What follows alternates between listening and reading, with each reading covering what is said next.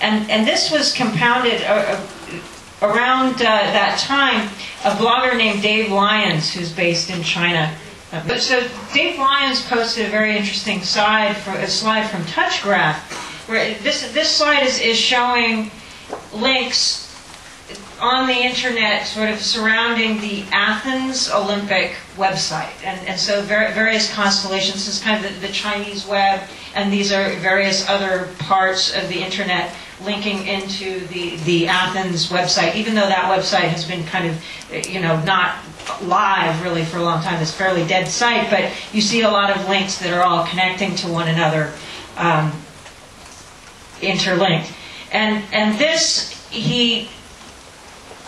is the slide surrounding the Beijing Olympic website and kind of Chinese web information and websites related to the Olympics linking to one another, and then kind of the rest of the world, and very little cross linkages going on.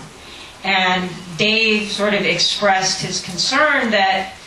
this is a real problem, that we are not seeing, despite all the promise of the internet, we are not seeing the West and China interlinking with one another and exchanging information and trying to understand one another. That what we're seeing is silos and alternative realities developing, or alternative perceptions of reality developing in these different silos. And how do we deal with that? And one of the things he was trying to do to try and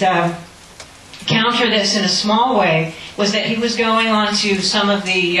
services that are kind of like Twitter in Chinese, and translating some of the tweets that were coming off of them related to the Tibet situation, and trying to encourage people from the English-speaking world to go into those services and engage in conversation with the Chinese people who were talking about Tibet in those spaces, because his concern was, the West and China are creating parallel and separate spaces, and occasionally you see the two clash, where people go onto YouTube and yell at each other in the comments threads connected with a video or something, but people are really yelling at each other.